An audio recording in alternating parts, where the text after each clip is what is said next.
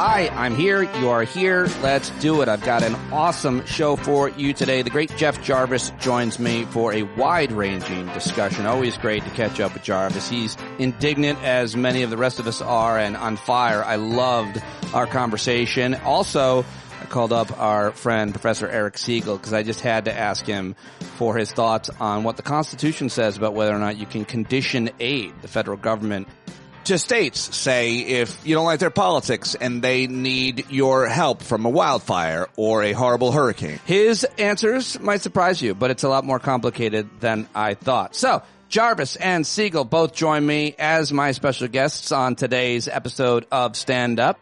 My conversation with Jeff Jarvis starts at about 1 hour in, and then I get started with Eric Segall at about 1 hour 34 in. But first, I've got your news, your audio clips, and the good stuff. That's right. There is good stuff to be had and to be found. And the first thing is, I think that it always feels good to do something for other people. And last night, at our hangout on Monday night, rather, Scott Bennett, our friend in Tennessee, was drinking tea.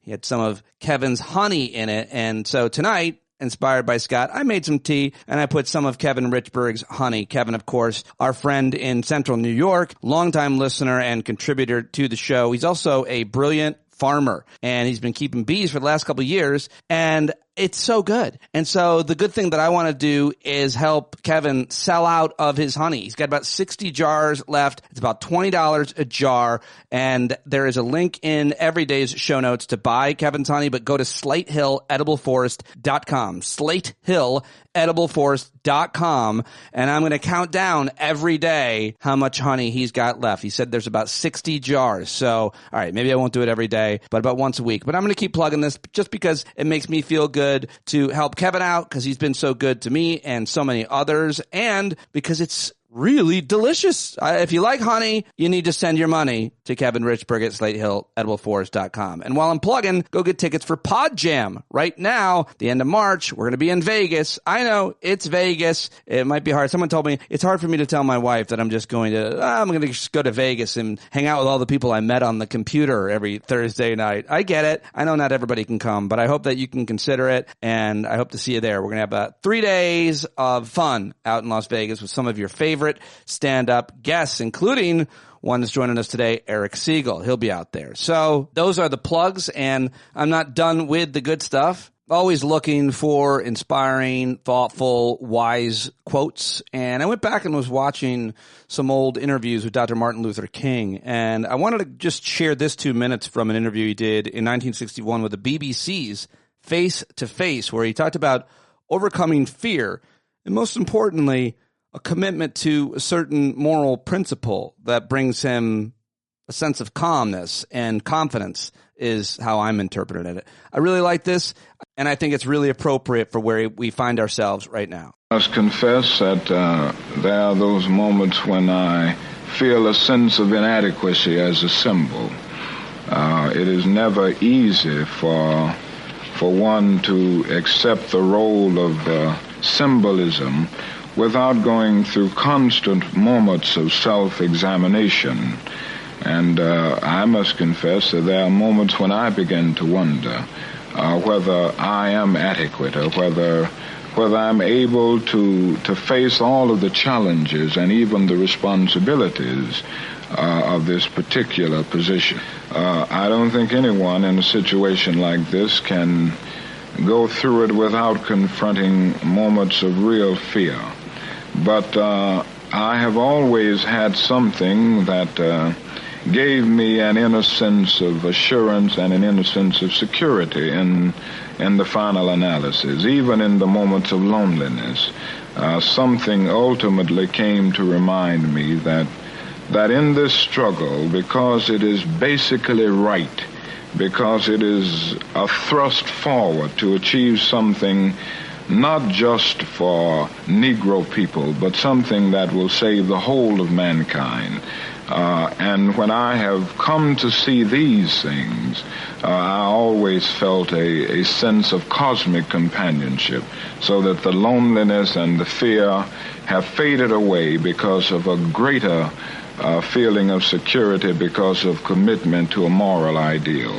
I like that a lot. The commitment to a moral ideal, I describe it as being consistent morally, having a consistent moral principle on something. So it doesn't matter who's doing the thing or what party or what tribe they belong to. That thing is wrong and it should be stopped and we should fight against it. Having a strong commitment to a moral principle. I like it a lot. And sometimes it feels like everybody is doing and feeling and thinking the wrong thing, but that doesn't make them right. And we've got so many morally righteous folks in our community that I've learned so much from. And I'm leaning on you. And I am so grateful to have you. So just thought it was great to play Dr. King there. And it's never too late to discover things you haven't heard. I don't remember ever hearing that interview. And I'm sure so many more from Dr. King. Now, I know I played this next clip before, and I think it was like a week after the election.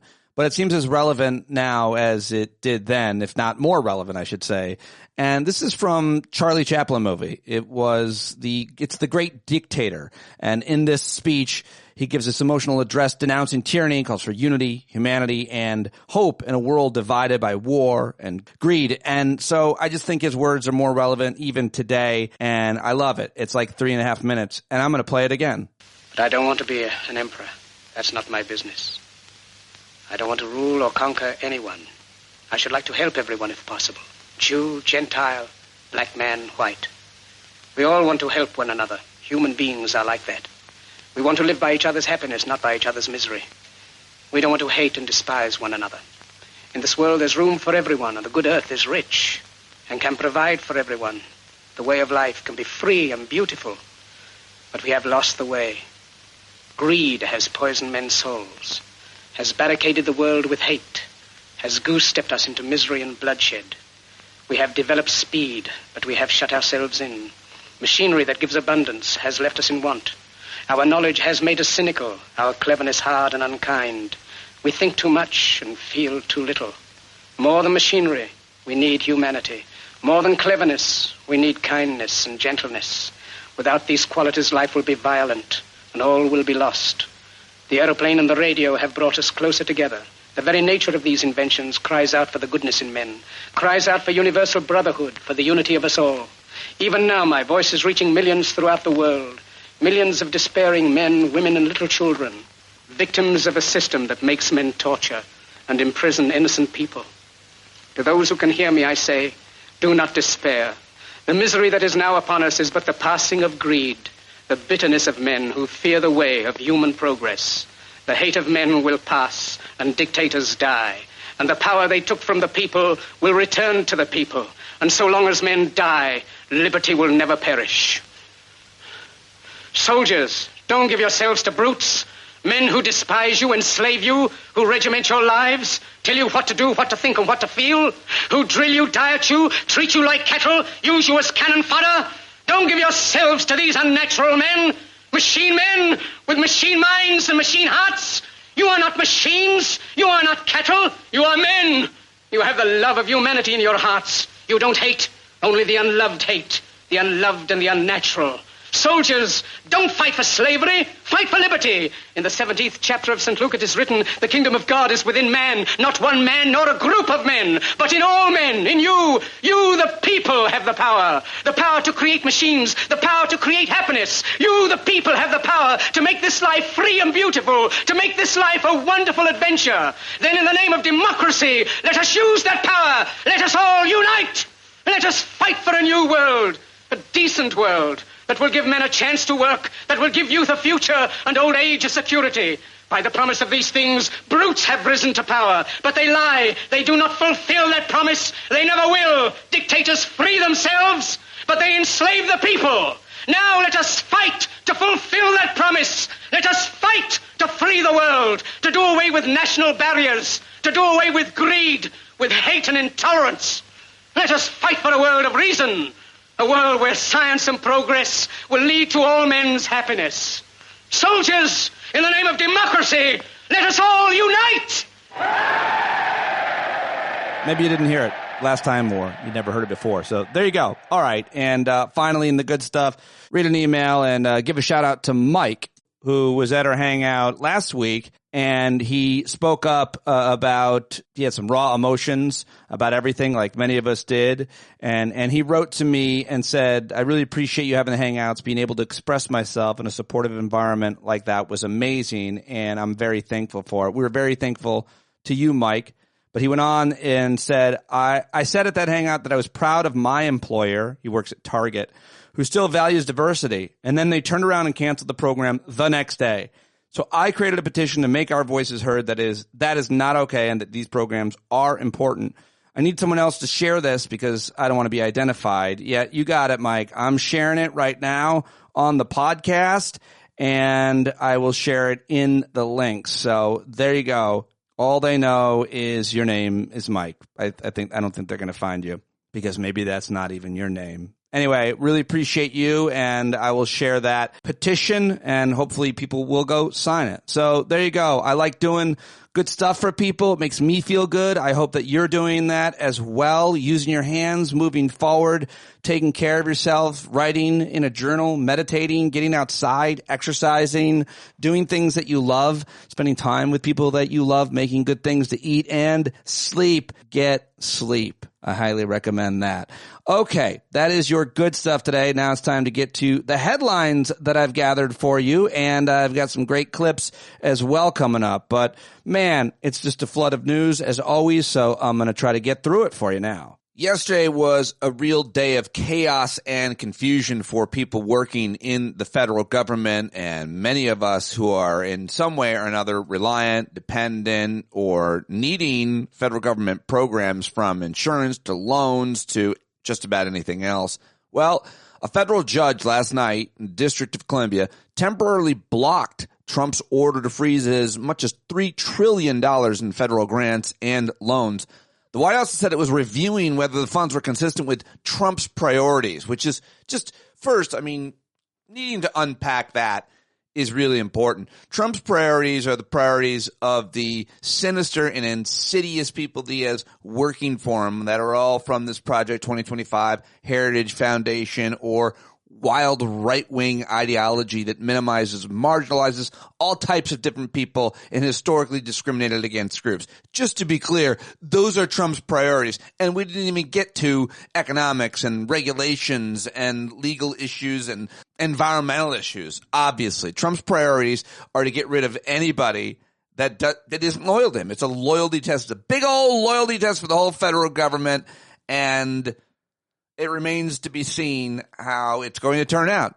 One thing I keep saying to myself is campaigning is a whole lot easier than governing, and they're really bad at governing, and how that's going to affect the Trump administration and priorities remains to be seen. But the president's order, many people first learned about less than 24 hours ago, created widespread confusion, said the New York Times. It interrupted the flow of money to health researchers, programs for early childhood education, and state offices for Medicaid, the program that provides health care to millions of low-income Americans. Many nonprofits expressed fear that the pause could stop critical charity work.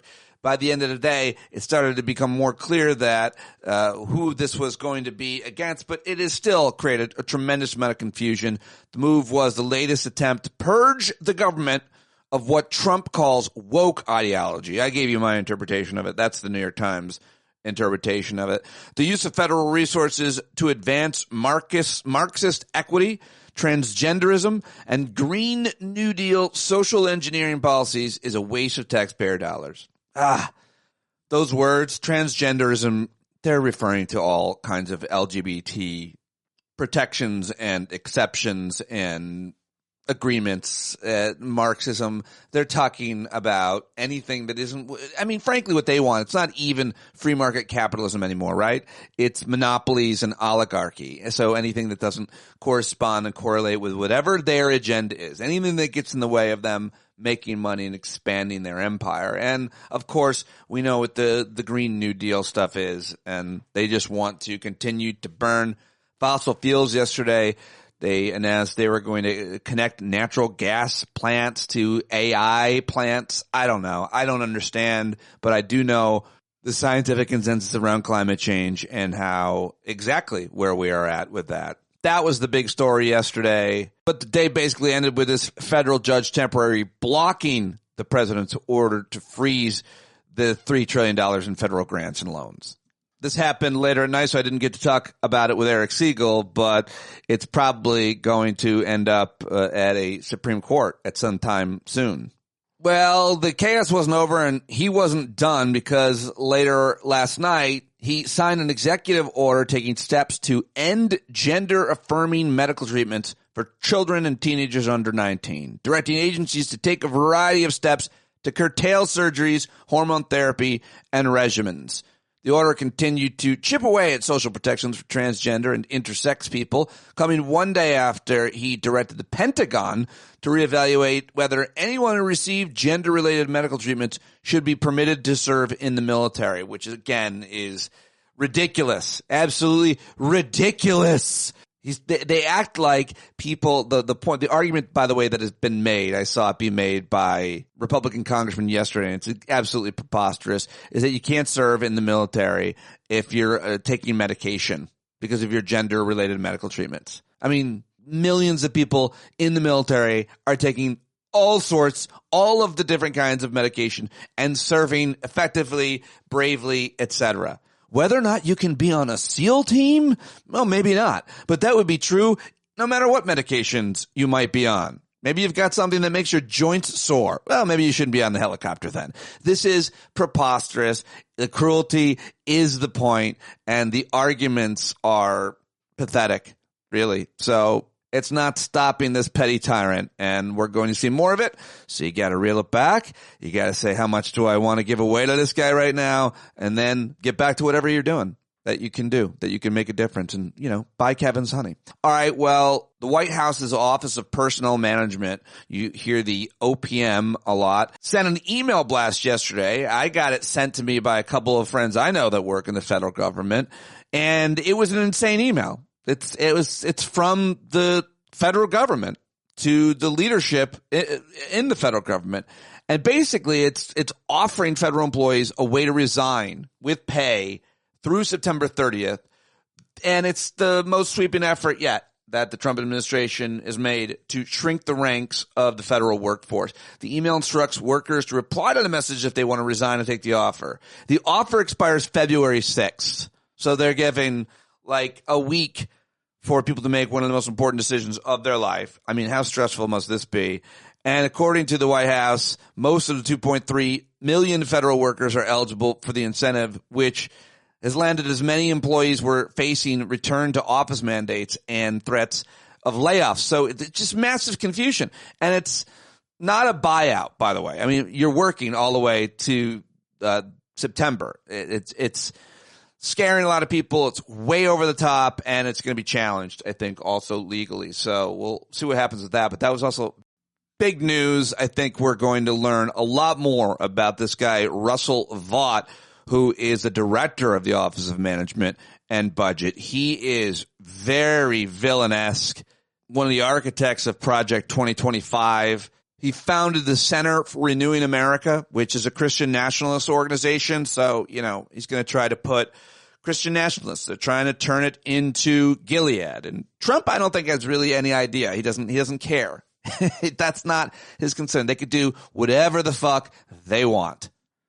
But not if we can stop them. Let's not let them. Let's do whatever we can to throw sand in their gears and prevent their agenda from succeeding on a local, state, or federal level. And there are a lot of things you can do. We talk about them all the time. But moving on to more news from yesterday. I guess this is good news. Apparently, the guy's got the lowest approval of any newly elected president since World War II, based on the 11 polls released since his inauguration on January 20th. His average approval rating starts off at 50%, while 43% disapprove of the job that he's doing. So he's got nowhere to go but down. And yesterday, in her first White House briefing, the youngest press secretary ever skewed tradition and said the president would be opening the briefing room to bloggers, podcasters, and social media influencers, which I have no problem with if they pass a certain kind of credibility test, which they're not going to. I mean, it's going to look like a comic book character scene in there. It's going to look like the cantina scene from Star Wars with just a bunch of hustlers and mercenaries and con artists. So we'll see what happens in the White House briefing room. But yeah, she spoke yesterday, first time since Trump took office. I'll play a clip from it. And she said that she would restore the more than 400 passes that were revoked during the Biden administration. I don't know. What does that mean? Did Stuart Rhodes get a White House press pass? White House opening up new seats at the front of the briefing room for new media outlets. It'll be very exciting. Real interesting to see who gets them and who gets dejected. Also yesterday, Caroline Kennedy, JFK's only daughter.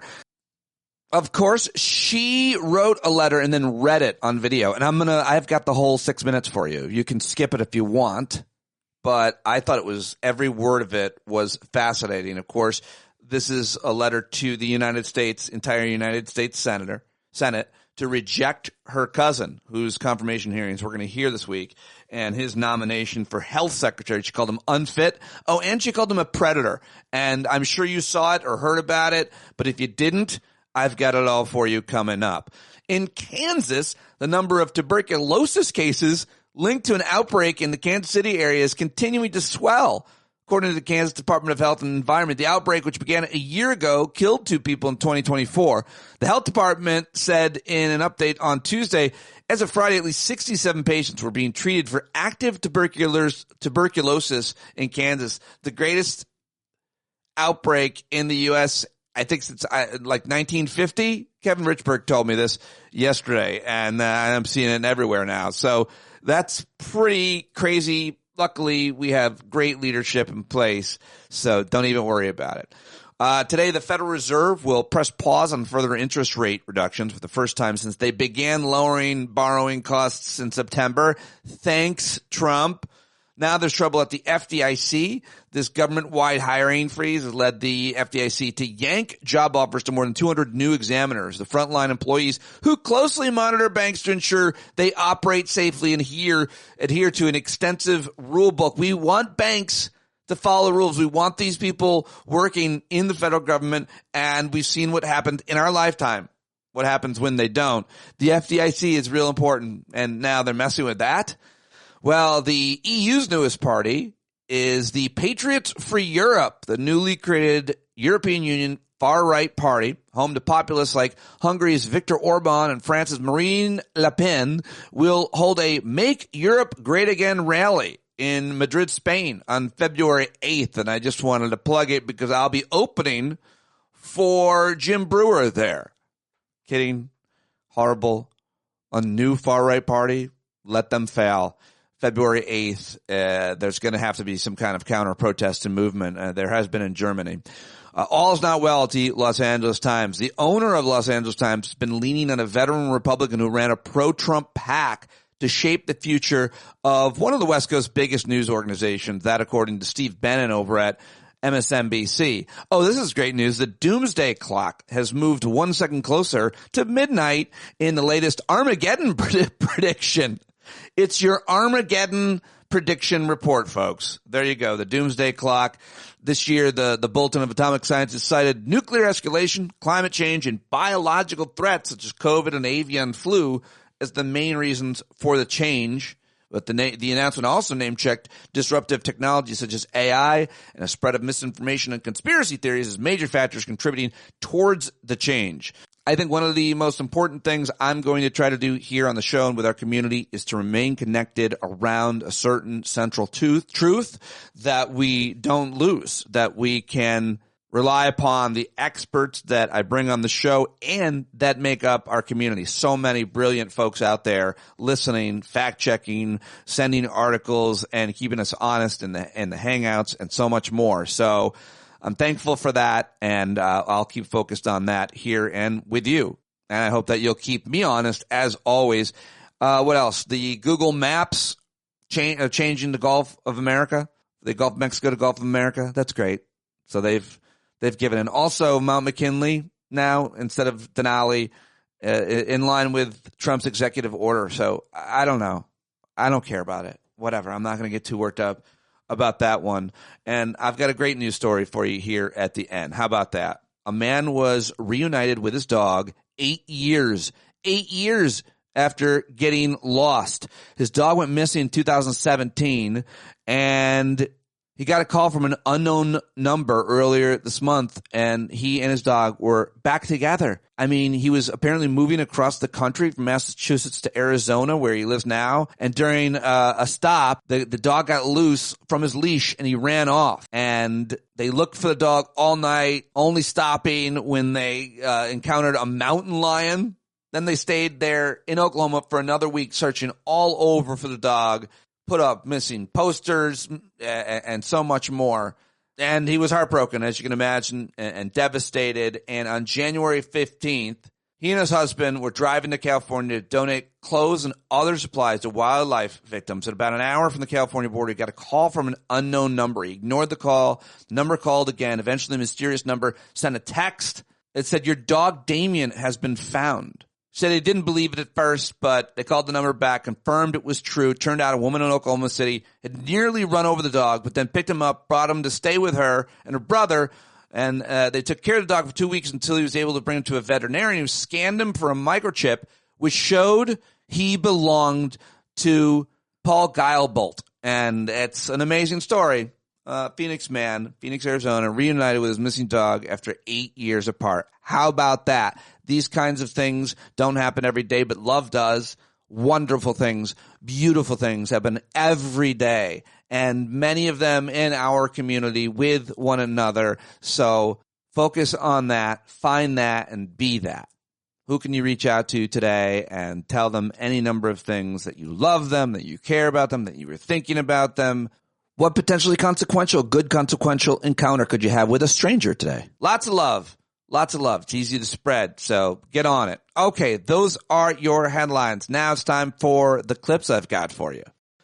All right, let's start with CNN. Jake Tapper talked to Stephen Miller for 19 minutes yesterday. I watched the whole thing. I'll spare you all of it because it's enraging and really upsetting. And the guy is just a smarmy prick, a condescending, awful guy. But in this clip, Jake Tapper asks him about the immigration issue and the deportations and how they're going to affect our grocery prices, the economy, because so many of these folks are out working in the fields, picking the food that we eat each and every day. Steve Miller says, oh, it doesn't affect them.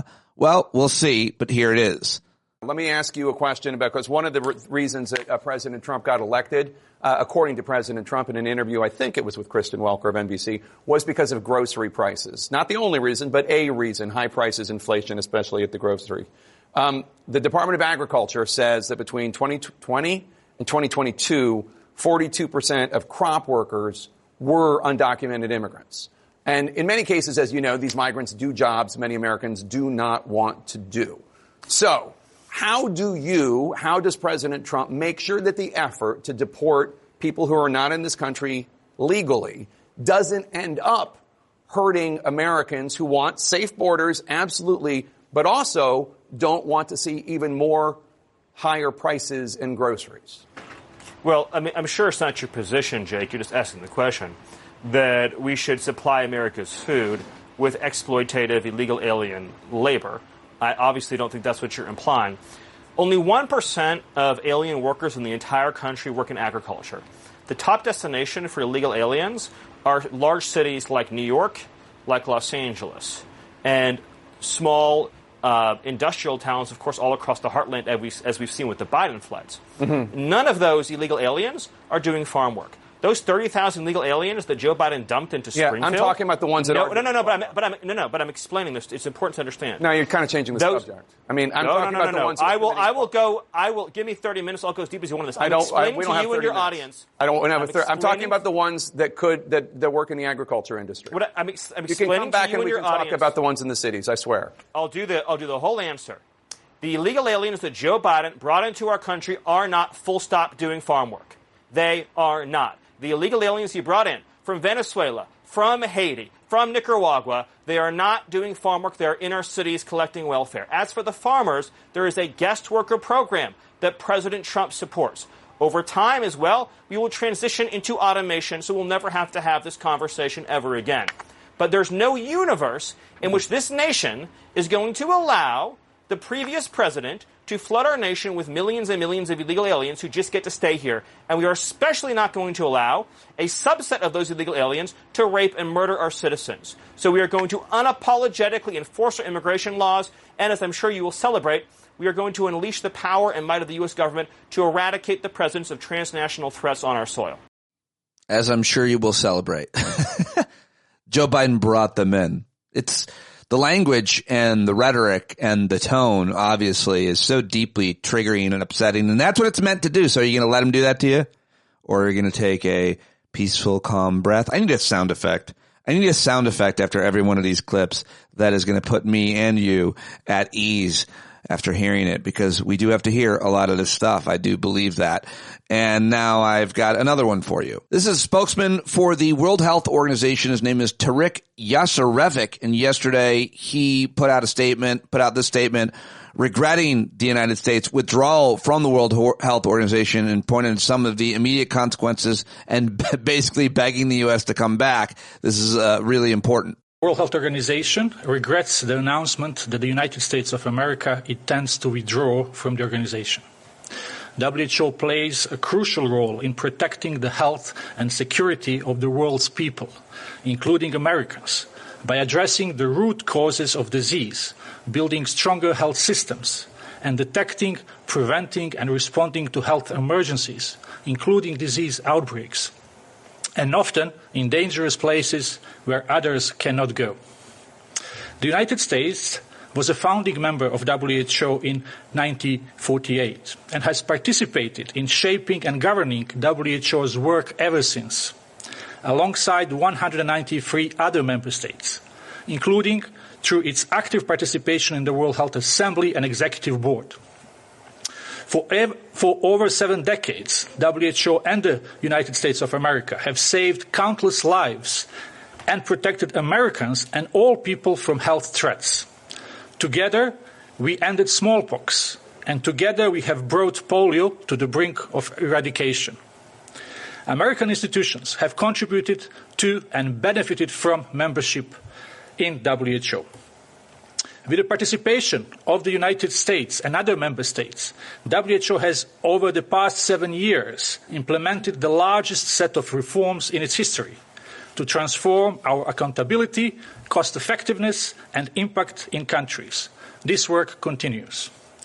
We hope the United States will reconsider, and we look forward to engaging in constructive dialogue to maintain the partnership between the United States of America and WHO for the benefit of the health and well-being of millions of people around the globe.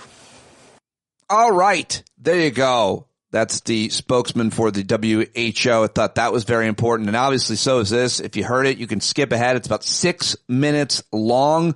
So it's Caroline Kennedy reading the letter that she wrote to camera asking United States senators to vote against her own family member, her cousin, Robert F. Kennedy Jr., who is cuckoo for Cocoa Puffs, of course. I'm just kidding. He would never eat Cocoa Puffs. He says they'll turn you into chocolate. Dear Senators, throughout the past year, people have asked for my thoughts about my cousin Robert F. Kennedy Jr. and his presidential campaign. I did not comment, not only because I was serving in a government position as United States Ambassador to Australia, but because I have never wanted to speak publicly about my family members and their challenges. We are a close generation of 28 cousins who have been through a lot together. We know how hard it's been, and we are always there for each other. But now that Bobby has been nominated by President Trump to be Secretary of Health and Human Services, a position that would put him in charge of the health of the American people, I feel an obligation to speak out. Overseeing the FDA, the NIH, the CDC, and Centers for Medicare and Medicaid Services, agencies that are charged with protecting the most vulnerable among us, is an enormous responsibility and one that Bobby is unqualified to fill. He lacks any relevant government, financial, management, or medical experience. His views on vaccines are dangerous and willfully misinformed. These facts alone should be disqualifying. But he has personal qualities related to this job, which for me pose even greater concern. I've known Bobby my whole life. We grew up together. It's no surprise that he keeps birds of prey as pets, because Bobby himself is a predator.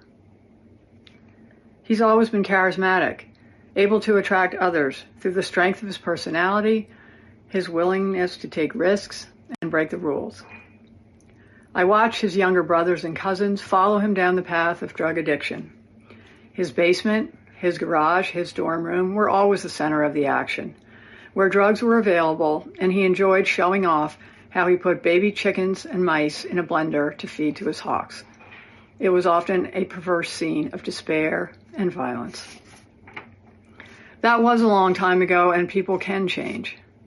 Through his own strength and the many second chances he was given by people who felt sorry for the boy who lost his father, Bobby was able to pull himself out of illness and disease. I admire the discipline that took and the continuing commitment it requires. But siblings and cousins who Bobby encouraged down the path of substance abuse suffered addiction, illness, and death, while Bobby has gone on to misrepresent, lie, and cheat his way through life. Today, while he may encourage a younger generation to attend AA meetings, Bobby is addicted to attention and power.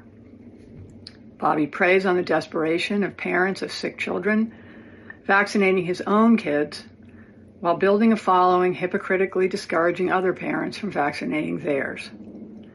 Even before he fills this job, his constant denigration of our healthcare system and the conspiratorial half-truths he's told about vaccines, including in connection with Samoa's deadly 2019 outbreak of measles, have cost lives. And now we know that Bobby's crusade against vaccination has benefited him in other ways, too. His ethics report makes clear that he will keep his financial stake in a lawsuit against an HPV vaccine. In other words, Bobby is willing to profit and enrich himself by denying access to a vaccine that can prevent almost all forms of cervical cancer and has already been safely administered to millions of boys and girls. During my time in Australia, I worked on the Quad Cancer Initiative, and I learned that cervical cancer is among the top 3 forms of cancer among women in a majority of countries. Tragically, every year, more than 200,000 children lose their mothers. They are orphaned due to a lack of vaccines and screening. Those are the real-world consequences of Bobby's irresponsible beliefs. We are a close family, and none of that is easy to say.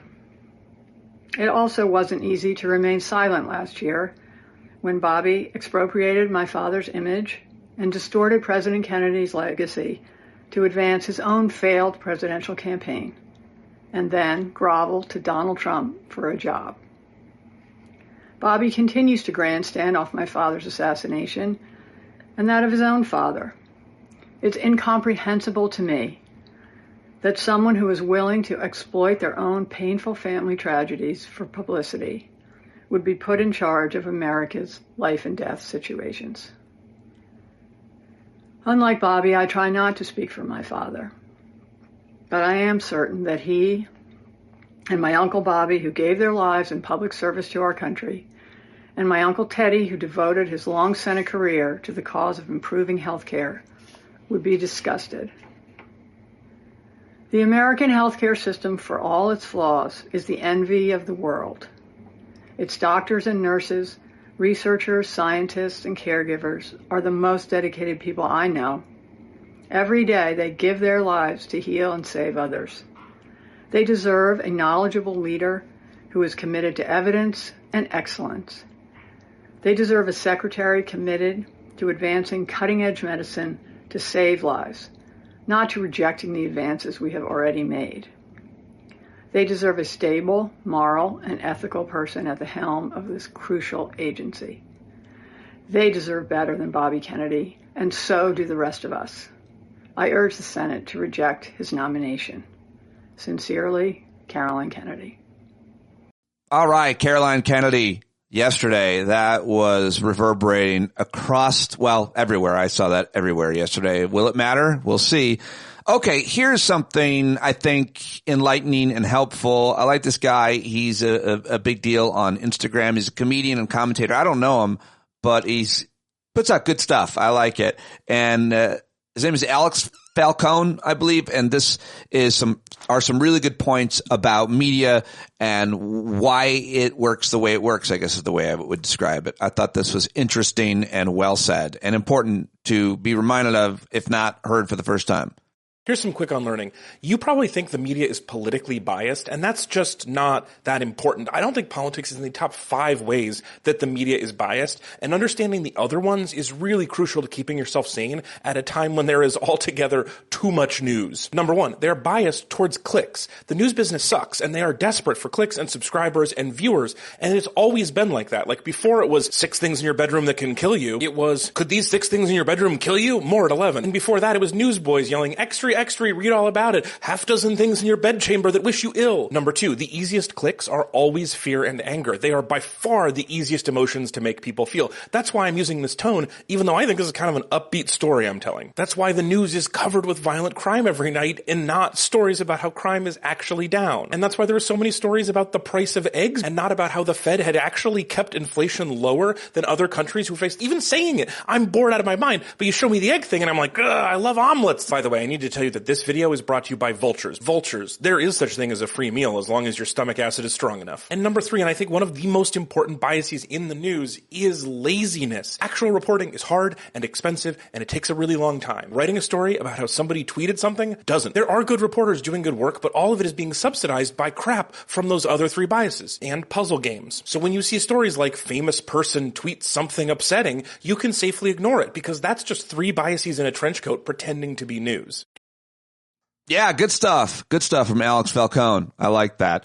And I've got my clips out of order. I'm sorry. I should have played this one after Jake Tapper had Stephen Miller on there, but this was shortly after that moment. Jake Tapper asked Bakari Sellers on CNN what he thought about that. Bakari Sellers, of course, is a lawyer. And where Bakari Sellers lands with this answer, I thought was really interesting because he goes to criticize Democratic leadership, and a lot of us are doing that right now.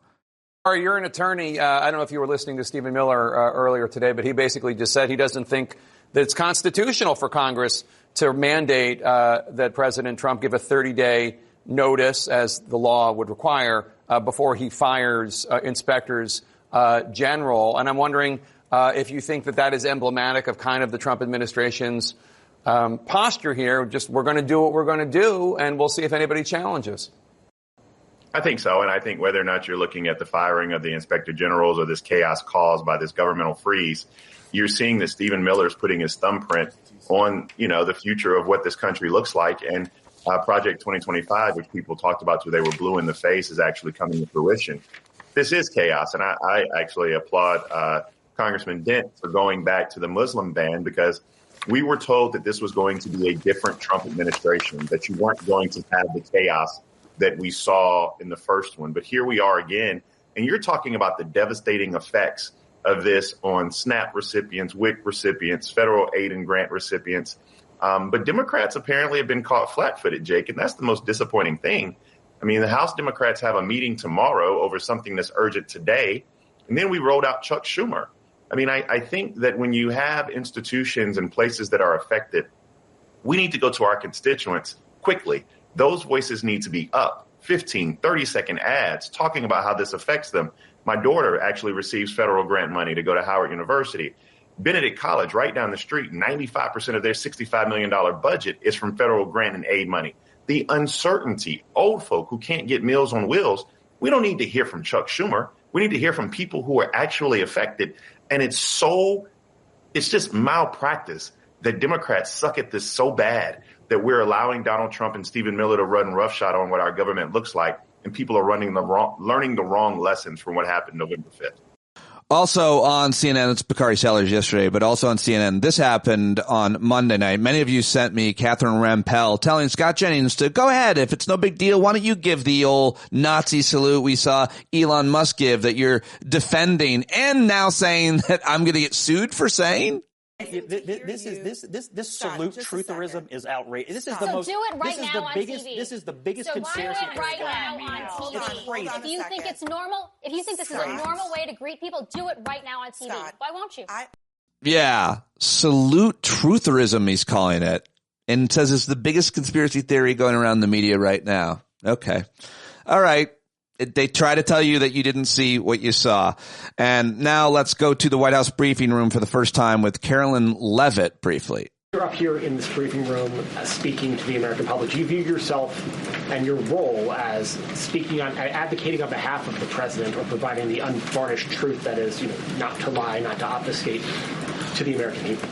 I commit to telling the truth from this podium every single day. I commit to speaking on behalf of the President of the United States. That is my job. And I will say it's very easy to speak truth from this podium when you have a president who is implementing policies that are wildly popular with the American people, and that's exactly what this administration is doing.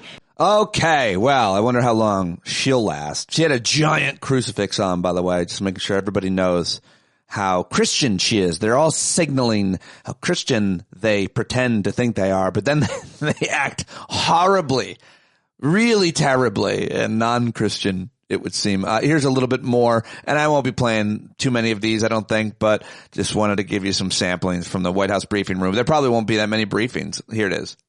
Is the Trump administration recommending that organizations that rely on federal funding make payroll, pay their rent in the meantime? It is a temporary pause, and the Office of Management and Budget is reviewing the federal funding that has been going out the door. Again, not for individual assistance, but for all of these other programs that I mentioned. I also spoke with the incoming director of OMB this morning, and he told me to tell all of you that the line to his office is open for other federal government agencies across the board, and if they feel that programs are necessary and in line with the president's agenda, then the Office of Management and Budget will review those policies. I think this is a very responsible measure. Again, the past 4 years, we've seen the Biden administration spend money like drunken sailors. It's a big reason we've had an inflation crisis in this country, and it's incumbent upon this administration to make sure, again, that every penny is being accounted for honestly. Oh, gross. Real gross. That guy, Russ Vought, that's who we talked about earlier. And now moving on to CNN, Jim Acosta had his last day on CNN, announced he'd be leaving when CNN management a couple weeks ago said they were going to move him from 10 a.m. to, I don't know, overnight or something like that. And so he said, no, I don't want the job, which is weird. I mean, I hope things turn out good for him. I actually DM'd him on Twitter. We know each other from years ago, and just quick, hey, good job and good luck. And he said thanks, but this is, I think, the way he words this, I think it's important. I like his advice a lot. I think it's helpful, and I wish Jim the best of luck. Hopefully he'll join me here on the show with whatever his new endeavors are. Good to be with you. And I just wanted to end today's show by thanking all of the wonderful people who work behind the scenes at this network. You may have seen some reports about me and the show.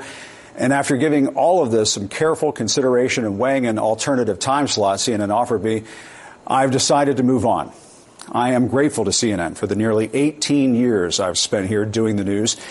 People often ask me if the highlight of my career at CNN was at the White House covering Donald Trump. Actually, no. That moment came here when I covered former President Barack Obama's trip to Cuba in 2016 and had the chance to question the dictator there, Raul Castro, about the island's political prisoners. As the son of a Cuban refugee, I took home this lesson.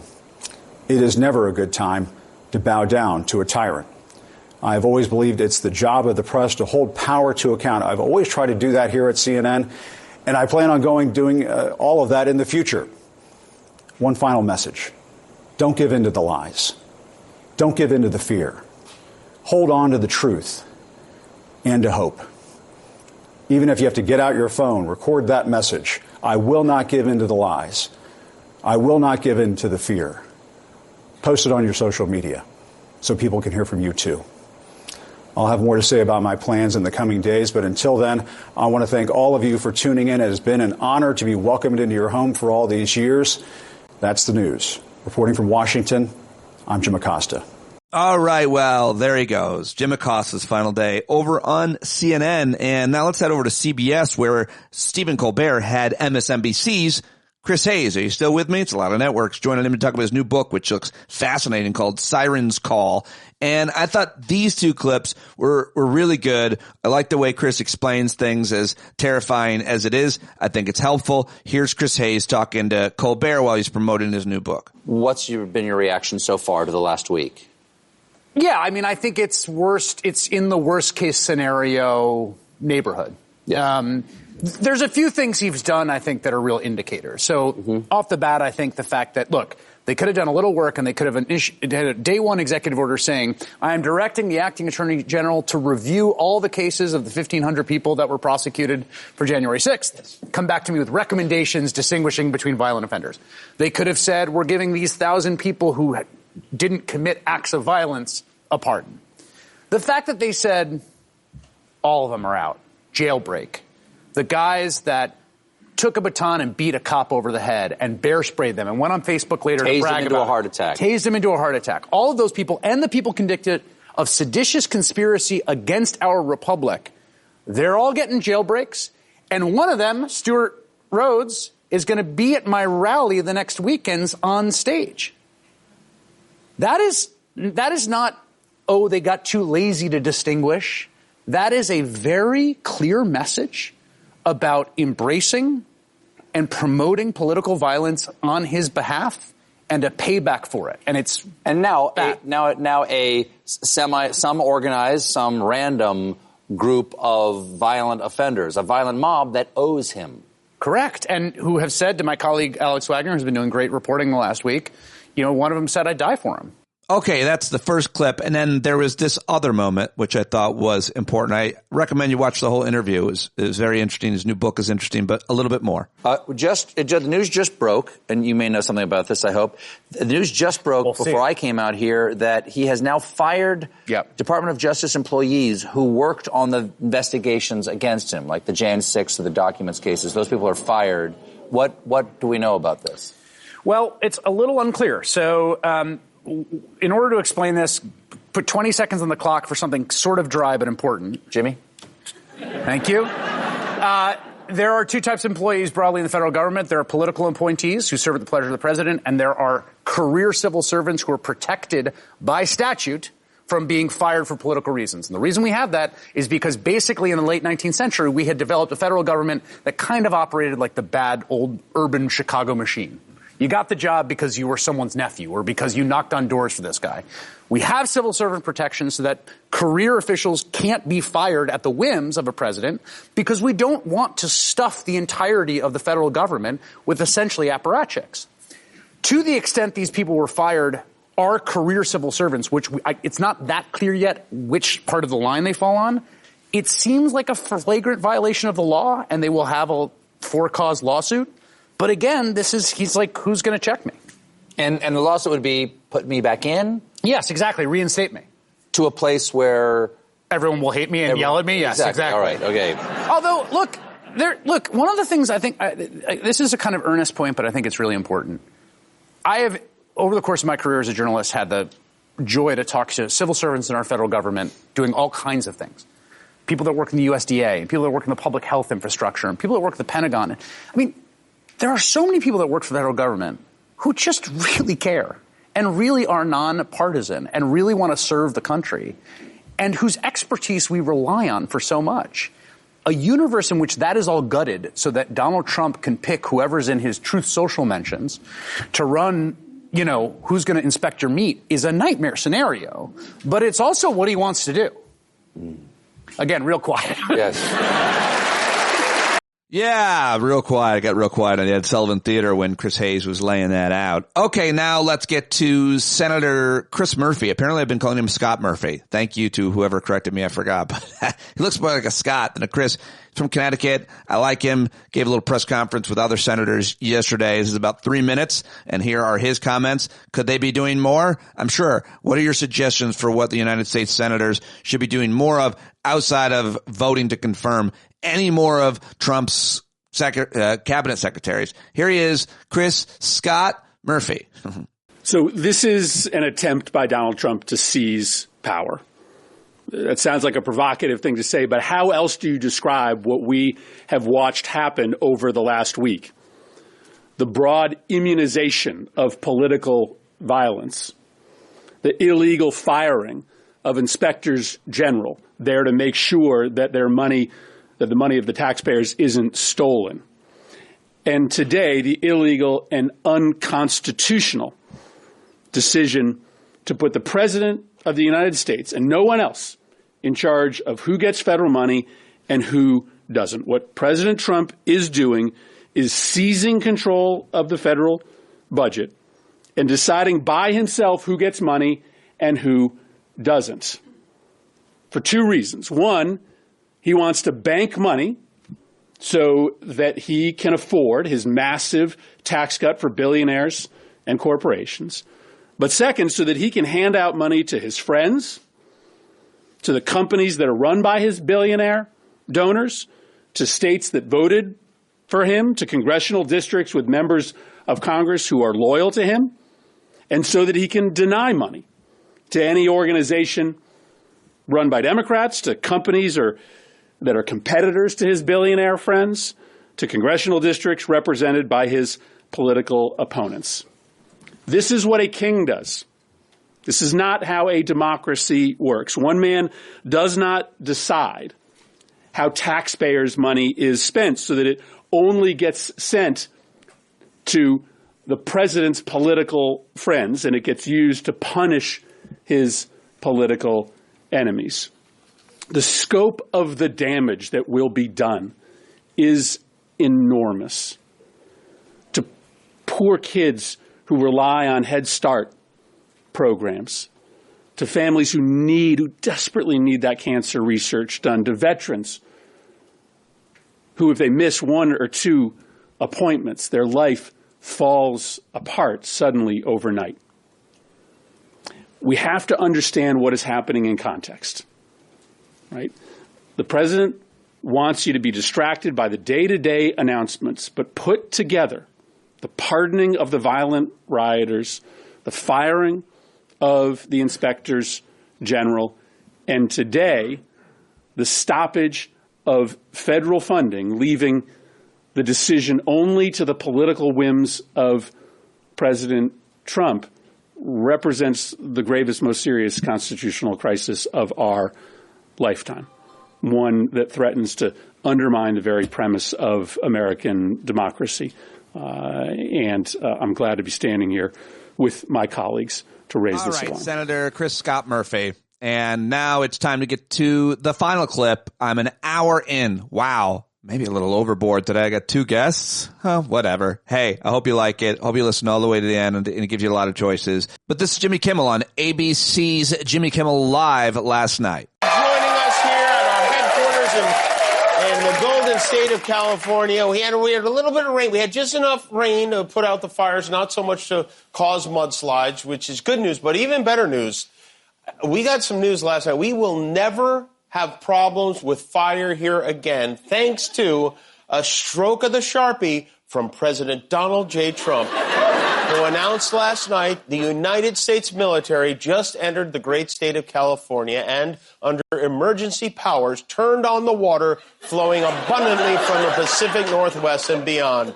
The days of putting a fake environmental argument over the people are over. Enjoy the water, California. Well, thank you. We will.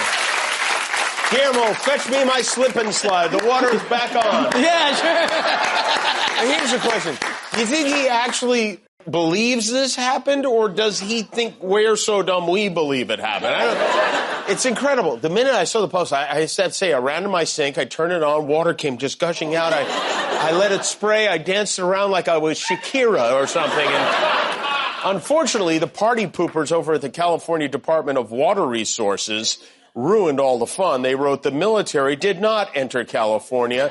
The federal government restarted federal water pumps after they were offline for maintenance for 3 days. State water supplies in Southern California remain plentiful. Oh, yeah, right. Just because it's raining, they turn the pumps off for maintenance? How convenient that is.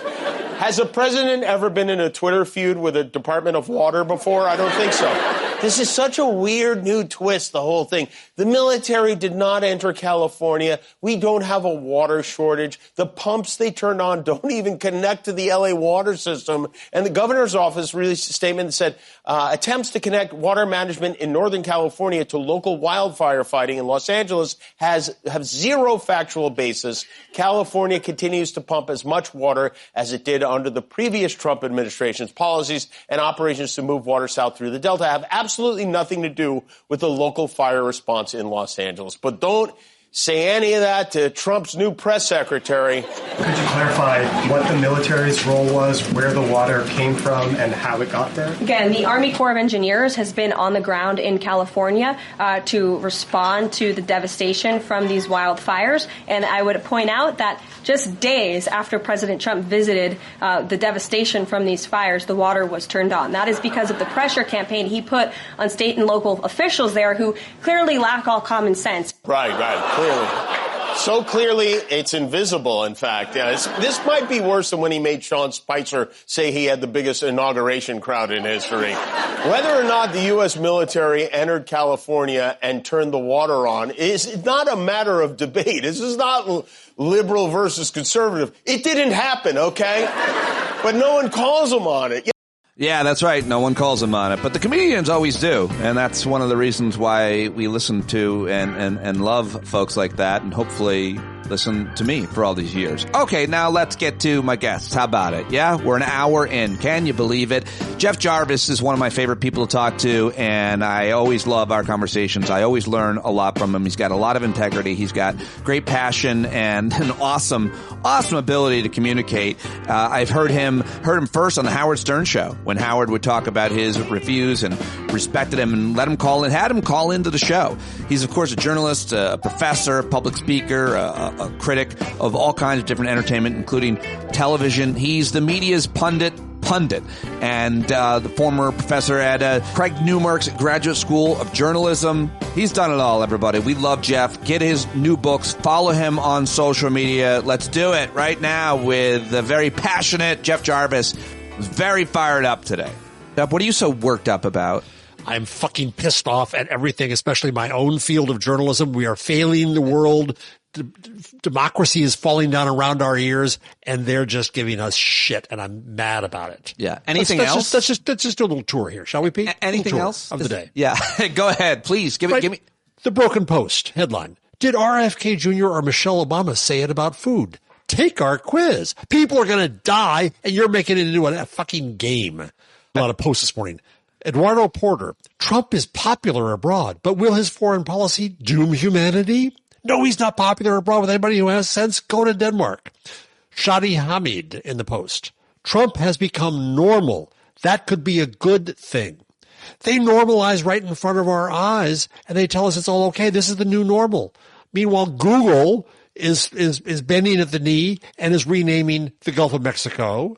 White House pauses all federal grants, sparking confusion. No, it's not confusion. It's the government falling down around our ears. The New York Times just now. Headline: Funding freeze sets off new fight over Trump's vision for his government.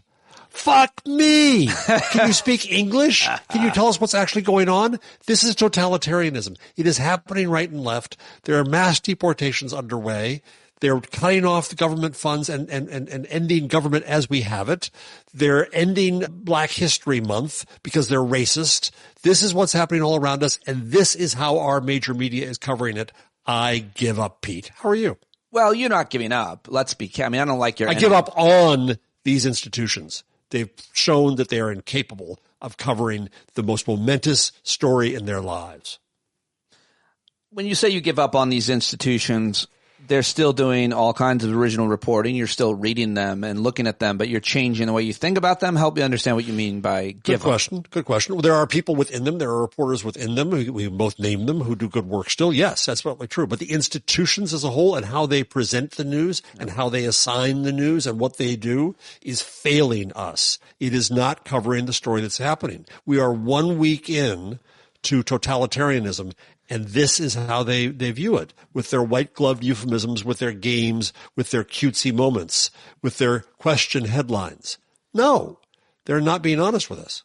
Unpack the word totalitarianism. That's your choice. It's similar to authoritarianism, tyranny. People have used Fascism. Obviously oligarchy, plutocracy, anti-democracy. Did I say autocracy? You got that one, yep. Why are you going with totalitarianism? How do you? It's random. I pick any of them over time. I use fascism a lot. Yep. I use authoritarianism in certain cases. But totalitarianism I use because Hannah Arendt. We've talked about it on the show before. I'm going to keep coming back to it. Yeah. The origins of totalitarianism. There are lessons from our history that journalists should read to understand from Nazi Germany and Soviet Russia about what we've seen before and how this occurs. And in this case, we have someone who fully believes, and in fact, the way Congress and the rest of government is acting, has no limits in his power. None. The Supreme Court and the House and the Senate have given him ultimate power. He can do anything he wants. Congress has said, you must spend this money. And he says, no, not spending it, not giving it to anybody. He's been found guilty of crimes. Doesn't matter. He's now insisting that he's guilty of less. So we have an absolute autocratic ruler, but we have a system that is totalitarianism because it supports that. Meanwhile, what does totalitarianism do? It engenders hate against and othering. So it's what's happening with immigrants. It's what's happening with trans people. It's what's happening with black people. All those black people who voted for Trump. Yeah, good work. See what you did there. It's what's happening with Latino people. It's what's happening with gay people. And so they've othered all they can because this is white nationalism. That's the other name you left out, Pete. Yes. Well said. Well said. Do you think the people that voted for Trump, as you said, and are now maybe seeing consequences in their lives, will then attribute it to their vote? Do you think people will be able to connect the dots? That's my big question. Many will not. But I think what gets me more is those who chose not to vote and made this possible. Kamala Harris got more votes than Hillary Clinton, and Hillary Clinton got more votes than Donald Trump in 2016. Yet Kamala Harris lost because of the people who stayed behind, who didn't come out, right, who were mad about one issue, and an issue that may matter greatly. In many cases, it was Gaza. I'm sympathetic to that view, but now thanks to you who didn't vote, we have Trump in office who wants to literally clear out Gaza and turn it into, and I joke not, beachfront property.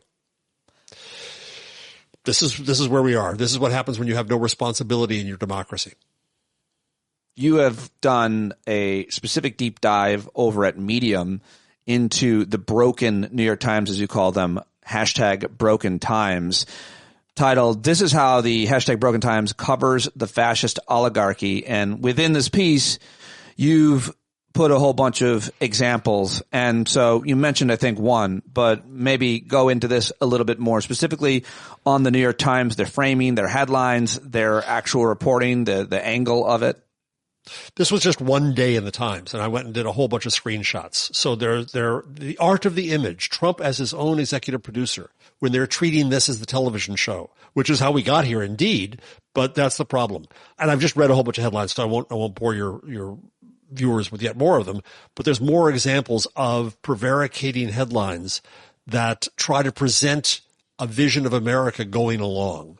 And the Times had at the time a poll saying that support for Trump's policies exceeds support for Trump. And so they found a whole bunch of policies in which people were basically saying, mass deportation, fine.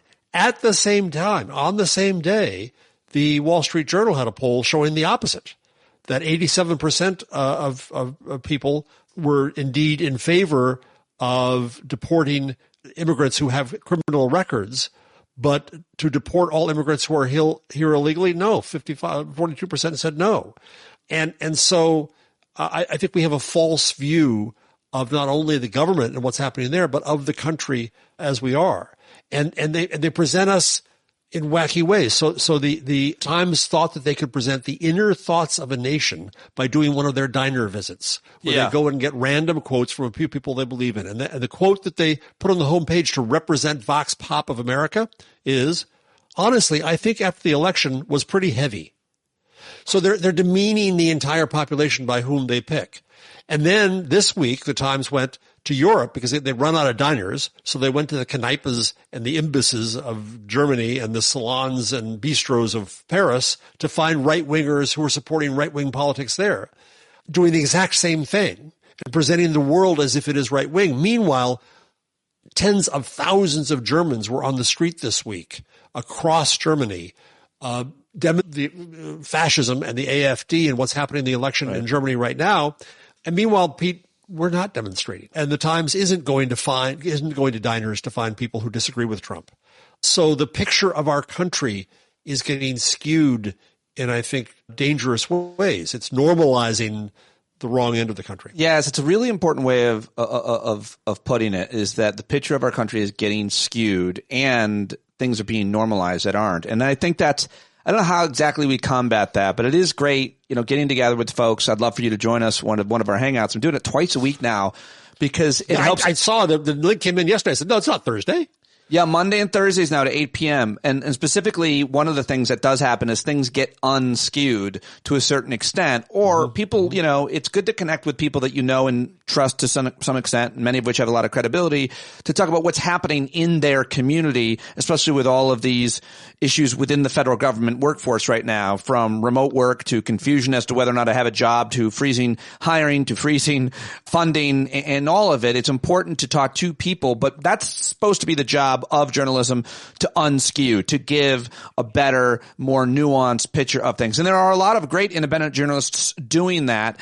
So what are you seeing that is being done right by these independent journalists that isn't being done by the kind of legacy corporate media? Because I think one thing that's super important is to have people have their niche, to report on the federal government workforce, to report on women's reproductive health, to report on the environment, and so on. There's a lot of independent journalists doing just that. Take it from there, Jarvis. So you have people on your show who do this. Mark Elias, the 19th, Josh Marshall. Yep. There are good examples out there of independent journalists doing good work.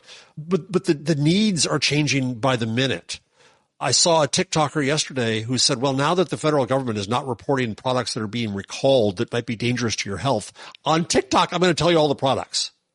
Well, why don't I see that in every newspaper across the country right now? Because now health agencies will no longer report disease health. We need somebody in journalism to gang together and gather that data and report it, because there's a gap in the information ecosystem now caused by Trump and the government. So it's not just that we have some good people who've done good work in the past keeping on the ass of government. It's that we have new tasks and new needs by the minute that we've got to be out there. And what are the stories of the immigrants who are scared right now, who won't go to work, who their kids won't go to school? What's happening with, I saw a report the other day, not in mainstream media, but otherwise, that there's I think it was Midas Touch, that the citrus crop collection in California is all but shut down because people are afraid to go to work because they're afraid they're going to get arrested and deported. Yeah. Well, guess what? Inflation, folks. This is going to have an impact on your lives. I don't see that in the daily coverage. It makes me think that the solution to that is highlighting different organizations and individuals that are doing that kind of work, covering those issues, as you just mentioned a few. But then, it's like everything else right now. When you figure out, you think you've got like a solution, even if you could implement it, you seem to run into another problem. And in that case, you mentioned Mark Elias, the 19th, Josh Marshall, or anybody else that is doing the work, covering the federal government's actions, inactions, and so on. The problem I'm running into now is all of those people and all journalists, they depend on federal government data, record keeping. Yes. That's a huge issue, right? And the transparency with how it is kept. So a journalist can report on, what is going on with this train fire in Palestine? What's happening with the water in Flint? Crime, environmental statistics, pollution, and obviously public health. So the concern then becomes, even if you have good reporting, doing unskewed work, the kind of work that you think they should be doing, they don't have reliable data to report on. That's a concern I worry about. But take, for example, germs in our pee, wastewater collections. A lot of health agencies across the country do still analyze COVID, flu, and other ailments in wastewater. Now the federal government is not going to collect or disseminate that. Well, I would love there to be a national journalism structure that would then go and gather all that.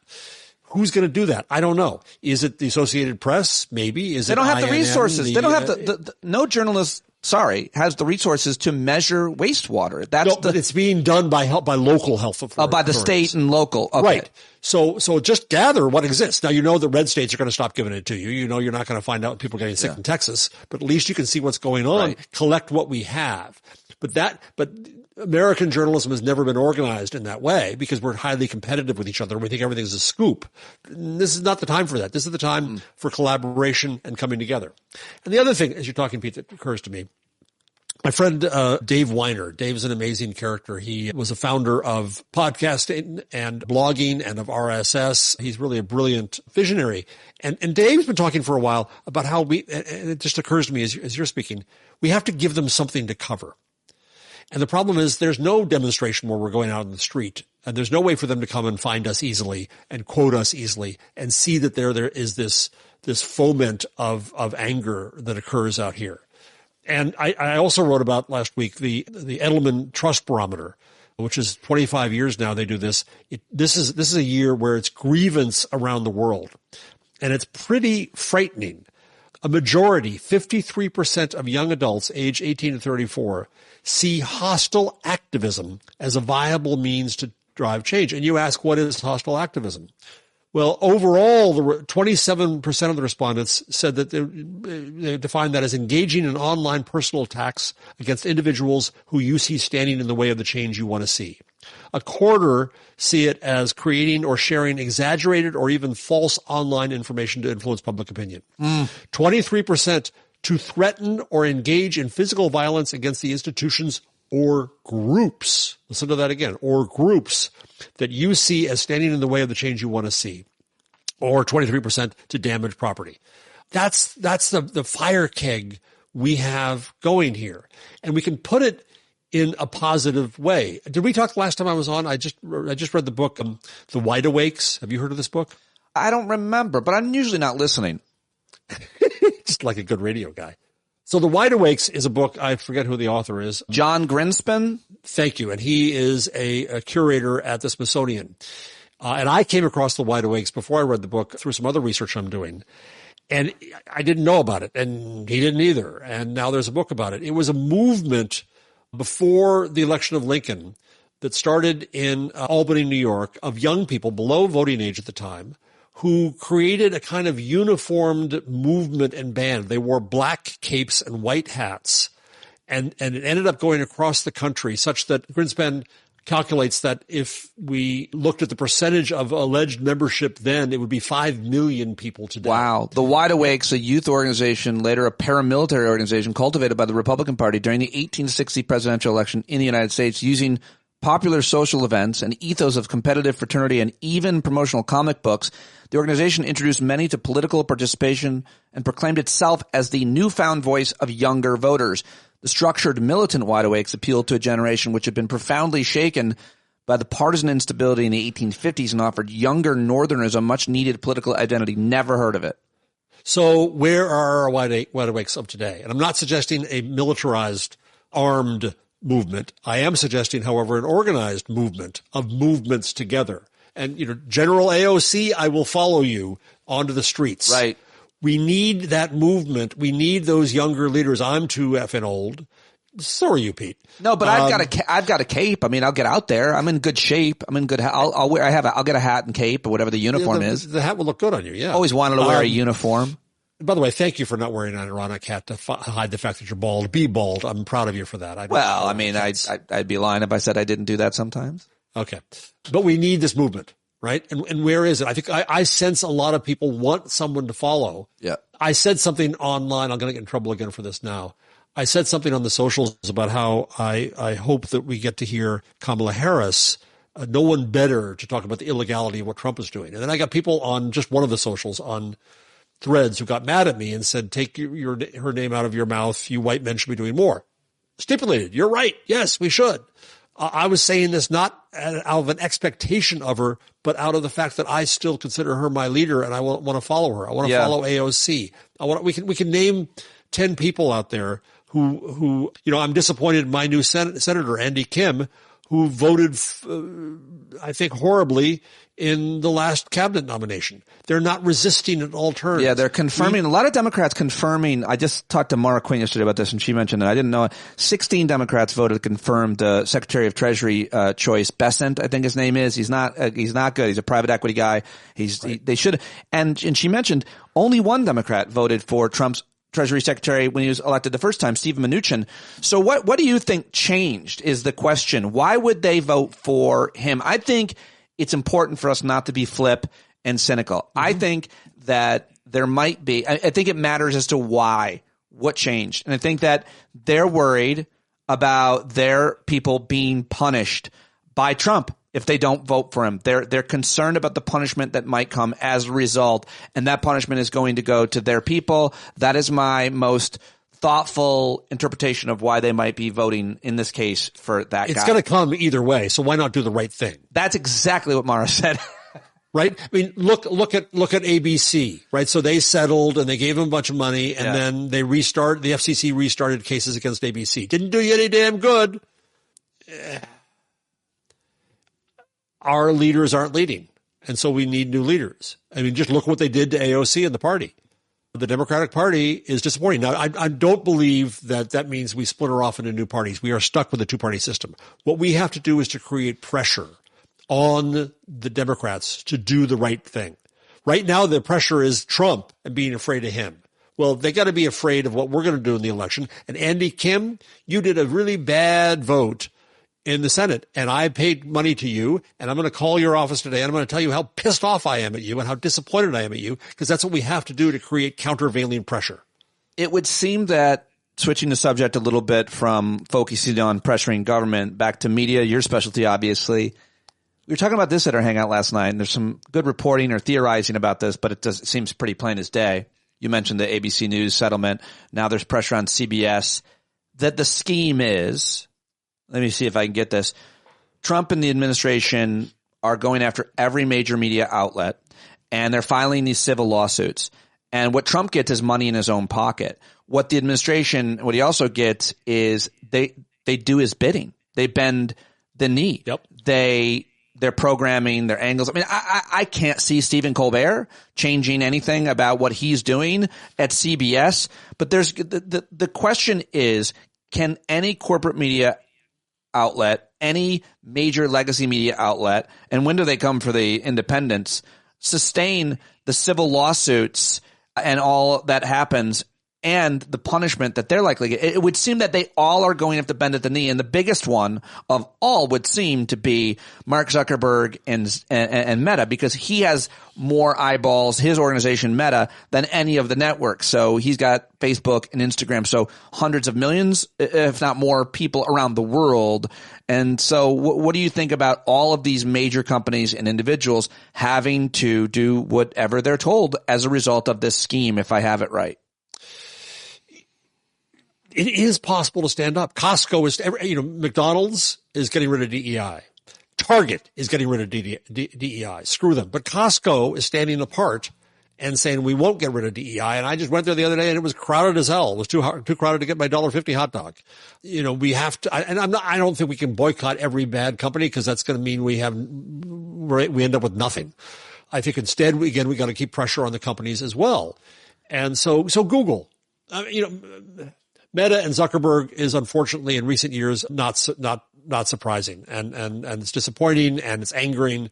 But I thought Google would be a little bit better. And even though Sundar Pichai went to the inauguration, I thought, well, maybe it'll be a little better. But then they're renaming the Gulf of Mexico the Gulf of America in maps.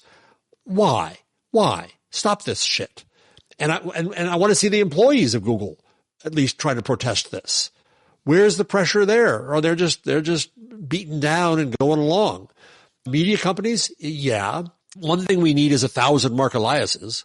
We need lots of lawyers to step up to help support what are going to be, because we're not going to, in states we need slap suits. We need slap laws to prevent slap suits. Yeah, it's not easy to stand up and be brave and fight the totalitarian regime. But if no one does, then we've all acceded to it. And so here's the problem, Pete. So Reich wrote a piece in The Guardian about, I think, 11 ways to stand up to Trump. And, one example was, support undocumented immigrants. Okay, but how? What do we do? Right? If I put up a family in my house, how do they go to work? How do they go to school? How do they go to church? They're now endangered everywhere. Right. I don't know how to resist. We must resist. This is where, again, I want to hear leadership. I don't see the places where we can resist well and to purpose and to an end. Really, Pete, you got to get out there. I think you got to organize. You got the Monday and Thursday. They're going to start to be rallies, I think. Yeah, they are. I mean, they are. I think people are doing that. I'm hearing a lot of that. And it's just, it feels like it's too little too late. It feels like it's happening too slowly. It feels like we don't know what we're doing. It feels like we're drowning. But, at the same time, I just get up every morning with the sun and say, well, I've got to do it. I've got to do the work. And I can't see any way around it. I can't see, as you mentioned earlier, giving up is not an option. And it's easy for someone in my position to say, not necessarily, because my family is definitely already affected by some of these things. I think all of us are, certainly emotionally, if not, I just read a headline before we started that tuberculosis is back, specifically in Kansas, the largest recorded outbreak in U.S. history. And I'm sure Trump and his federal government are going to be right on top of this and take care of this, and it'll end in Kansas. But it gives people great concern. But what are we supposed to do? You've got to organize. You've got to source things. You've got to try to stay connected and lift each other up, because you're gonna fall down probably a couple times a day, I think. Yeah. Yeah. I've asked you this show before. I'll ask you probably every time that I'm honored enough to be on. Whom would you consider leaders today, whom you would follow? I mean, you mentioned two. I definitely separate media and government. And I think that's really important for us to do when we talk about, the way forward, Democrats, progressives. And you mentioned Mark Elias. I think he's great. A lot of these names, people know. Heather Cox Richardson and her perspective, I think, is really good.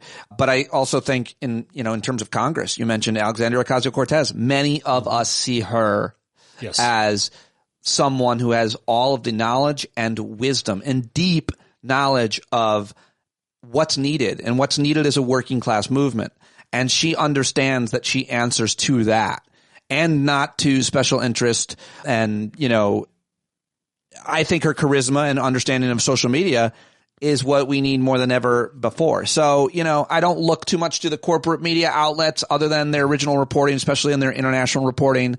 But I mean, right now, when it comes to public health, and then, I'm just going to, for me, my coping mechanism and my work is to interview experts, public health experts, environmental experts, legal experts, et cetera, and so on, women's issues, racial issues, and keep people informed and hopefully motivated. And there's a lot of other people out there doing similar things that I'm doing, maybe just not as much, because I'm here doing it every day. I can't stop. But I mean, those are just a couple of names that I mentioned, but I could think, I love Sam Cedar at the Majority Report. I think they do a really good work every day. I don't know. Who else would you suggest? In Congress, in the Senate, who's good? I still like Elizabeth Warren a lot. Mm-hmm. Yep. Bernie Sanders is still around saying the same shit, and I think it's important. I like when I see him, and I like when I see senators sitting down on Instagram. Brian Schatz does like an Instagram show with Chris Murphy. These are important things to do. Yeah, I agree. And doing other things that matter in life besides making this the center of it. I'm one thing that gives me heartens me this week is, have you seen Hillman Talk University? No. On TikTok? So a professor put up a video on TikTok in which she was just intending it for her class, a real class that really meets Dr. Barlow. And she put the video up and said, this is what the course is going to be, Introduction to African American Studies, and here's the syllabus, and so on and so forth. Well, it got jammed because people said, I want to take that course. And of course, it wasn't a course on TikTok. Well, what happened is that now, last I looked, there are more than 40 courses now being offered on TikTok by people. And this is intended for Black America. Black professors school social media users via TikTok University. Deemed Hillman University, more Black professors are joining the online effort to teach everything from history to financial literacy. I interrupted you to just reset that, but I have a thought about that. Actually give the audience information. Good. Yeah. Well, it just seems when it comes to the issue of race, there should be two other people talking about it than you. But my observation just right now on this is it is to some extent harder to hold black folks back now than it was today because they've had access to a tremendous amount of knowledge for a long time now and rights and opportunities and huge triumphs. And they are now able to organize and do things like this online. And I think black folks and activists and professors in this case are able to use social media and the internet in ways to continue advancement, continue to spread knowledge that they weren't able to before. So before in the civil rights era, and obviously before that, they didn't have access to platforms, much less speech, much less democracy and voting. And while we're trying to take all of those things away from them, what I'm trying to say is you can't take TikTok from black folks. You can't take social media away from them. You can, as we've seen Instagram apparently and Facebook, I've seen some good reporting, blur out information, access to women's reproductive rights. There can be censorship and so on. But I just am having this thought, and I hope I'm not offending black folks, specifically historians and scholars, by saying that with the way I put it. But it does seem like there's more access, therefore you can get the message out. I don't know. Yeah, I think this is I stand back. I'm a white man and don't know crap, but I hope to learn lessons from what I've seen happening on social media for the communities who were not represented and not served in so-called mainstream white mass media. So in that line, I want to plug a friend's book, just out, Meredith Clark. We tried to tell y'all, Meredith is a key expert in black Twitter, just out from Oxford, and I recommend that. You should have her on the show. She's brilliant.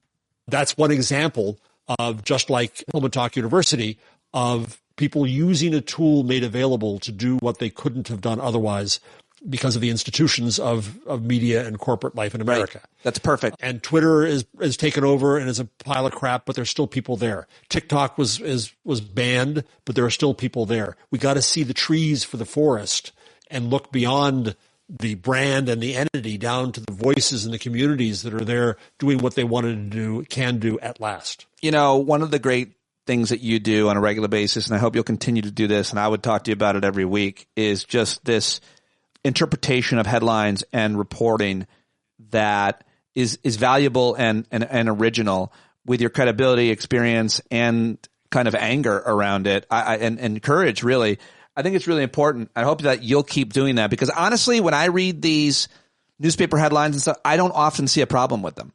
I need you to tell me that. I really do. Like, I don't often realize some of them are pretty obvious. And I'm like, I can't imagine why they did that or whatever. I get outraged. But a lot of times I think the way that you are able to look at it and give us the context and nuance that's important to say, why would they do this? It's super helpful. So I hope that you'll keep doing that. I thought it was really great in reading that Medium piece and just following you on social media, but most importantly, hearing you talk about it here or anywhere, I think is of great value. So you're an American treasure with your interpretation of all of that. I hope that you'll keep it up. You go overboard, my friend, but I'm grateful for that. No, I think it's important. Yeah, I think it's important. I get people every day. People say, why are you still reading the Times and the Post? Why do you watch Morning Joe? Yep. And I watch Morning Joe, so you don't have to. And I think it's important to keep pressure on them. And people complain, well, it's a paywall. I know it's a paywall. We all know it's a paywall. Stop complaining to me. We have to keep an eye on what these media institutions are doing because they have influence in turn. And I don't think the pressure is doing much of any good within them. But we've got to say to the rest of media, stop paying attention to them as if they're the guide to how you should do things. They're not. Right. I think that's hard for some people to understand, including me. Sometimes, who've thought that these outlets had so much credibility for so long that how can they look away? But people need to understand their editorial standards, what's changed, and who, as Mel Gibson would say, your new daddy is. Let me give you an example where the Post did something right. So the Guardian had a headline, CIA now backs lab leak theory to explain origins of COVID-19. Mm-hmm. We all saw that headline this week. Well, what they didn't say is it's Trump's CIA. It's the people who have now taken it over with it. So the Washington Post had a headline that's much better. CIA now favors lab leak theory as critics of COVID response take power. Right? That's the right way to do it. That gives context, but too often that doesn't happen.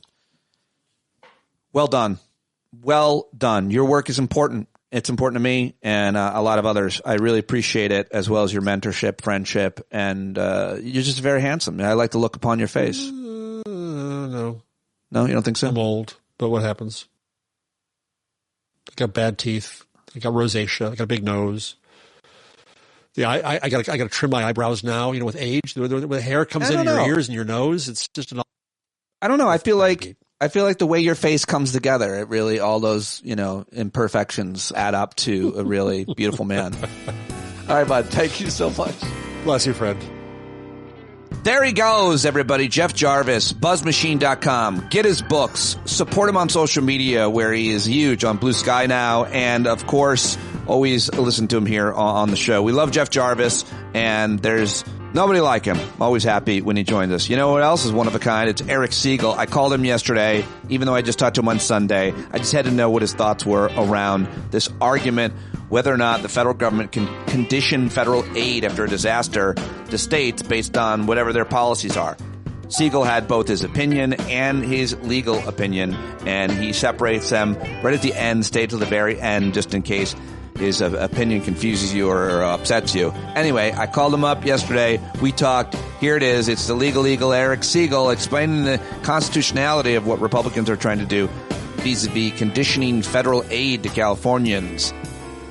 All right, well, I decided I needed to get to the bottom of what at least one great interpretation the Constitution says about conditioning federal aid for natural disasters for states, because that's, I think, exactly what's happening. So I called the legal eagle, and I've got him on the phone now between bowls of cereal or whatever he does. Hi. Hey, I'm teaching at 1 o'clock. I do more than eat cereal. I know, but I really just want to minimize everything about you by infantilizing your food choices. So before we get to something very serious, I feel like that we really need to understand. This does seem like a pretty big deal, a pretty big issue. It also seems like something that is unprecedented in the United States of America in terms of federal aid and disasters being declared, federal aid being doled out to states. But I'm no FEMA natural disaster historian. You are a constitutional scholar. So what does the Constitution say that states deserve when there's a horrible disaster like there was in California? So there are two different, really controversial Supreme Court doctrines at play here that we have to understand to really understand this problem. So the first thing is something, well, first of all, let me say, leaving aside constitutional law, the federal government should never, ever condition emergency aid on state loyalty to federal government projects. So as a policy matter, Pete, this is easy. This is terrible, evil, and awful. And if it was a Democrat president threatening Republican states with withholding of federal aid because of something Republican states were doing, I would be pissed. You would be pissed. We should all be pissed. When there's an emergency, we should all get together, and political parties shouldn't matter. So that the politics of this are simple to me. No administration should condition emergency aid on, appeasement with their policies. So that's the political part. The constitutional part is much more complicated. So the federal government can only pass a law, do anything, when the Constitution gives it the power to do so. That's not true for the states. California, Georgia, New York, they can pass any law they want as long as it doesn't violate the federal Constitution. That's not true for Congress. You have to point to a power in the Constitution before Congress can act. Now, once we have that, let's say the Commerce Clause. Congress has the authority to regulate commerce among the states, or for that matter, a number of other provisions. If Congress has the power to do something, then it used to be the case until about 1993 that Congress could say to Georgia or California or Texas, we want to do X, whatever X is. We have the power to do X. You have to help us. You have to help us because we're supreme. The Constitution says federal law is supreme. When Congress acts under federal law, it is supreme. That's where the world was until the egregiously awful Rehnquist court said, no, Congress is not allowed to tell the states what to do. I know that sounds crazy, but that's what they held. In other words, what happened was, let me get through this. In the 1980s, there was a big problem in America with low-level radioactive waste. We didn't know where to put it. It was really dangerous, and everybody wants waste to be stored safely, but nobody wants it in their backyard. Right. So Congress has the power under numerous provisions of the Constitution to take care of that issue and just basically say, do this, do that, clean up the waste. But instead of doing that, the states got together and agreed among themselves on a plan to get rid of this waste. This is relevant, I promise, to get rid of the waste. They agreed on it together. But the Constitution does not allow the states to make agreements with each other unless Congress confirms it. That's a good rule, by the way. Georgia and Tennessee cannot agree on something unless the Congress approves. So they presented to Congress, and Congress approved it. And at the end of the day, it basically made states clean up radioactive waste. And the Supreme Court said Congress can't do that. Even though Congress has the power itself to clean up the waste, spend federal money to clean up the waste, it is not allowed to tell New York to clean up the waste. That's wrong as a matter of constitutional law. But it is the law of the land today. It's called the anti-commandeering doctrine. And what it means is, under Supreme Court precedent, Congress can't tell California, you must help us round up illegal immigrants. Or California, you must put illegal immigrants in jail while we, process them. Under Supreme Court precedent, Congress can't do that. Now, I think Congress can do that. Most law professors circa 1990 thought Congress could do that. This rule that Congress can't make California do that is atextual, non-historical, and bullshit. But it is the rule. And interestingly, conservatives wanted that rule. That's why the Rehnquist Court did it. Liberals fought against it. Liberals lost. But so that's where that stands. Now, that's why the president can't say to California, do what I say. Because the court has held Congress acting through the president can't do that. Now there's a different thing, spending money. The Constitution gives Congress to spend money for the general welfare. So Congress can say to the states, if you adopt this, we'll pay you money and you can have this money, but you have to agree to our conditions. Voter all ID. All of welfare works that way. All of it. Everything you know about welfare is that kind of program. Congress says to the states, we'll give you some money. You kick in some money yourself. But for us to give you the money, you have to comply with our conditions, which makes sense because Congress is a contract. Congress has no obligation to spend money or to give money to the states. So when it does so, it says, okay, here's some money for a welfare program, but you have to process the applications within 60 days. You have to use these eligibility requirements. The states agree. They sign a piece of paper, and that's how that works. Now, there's a test for what that means. In other words, I'm trying to figure out how to explain this. So everybody understands Congress says to the states, we'll give you money if you follow our conditions. What President Trump wants to do is say to the states, we have no legal obligation to give you emergency money. So for us to give it to you, you have to comply with certain conditions, one of which is you must help us with immigration policies. This is probably unconstitutional under existing doctrine because in the NFIB versus Sebelius case that upheld Obamacare but struck down the Medicaid part of Obamacare, which you and I and Dr. Carroll talked about. Yeah. And the court said that in that case, Congress is not allowed to coerce the states with its spending power. Now, I don't know what that means. I never have because the states can say, no, we don't want your funding. But that's not how the court sees it. In addition, the condition on the money has to be connected to the money. So right, and that's why federal disaster relief is not in any way connected to immigration policy or voter ID.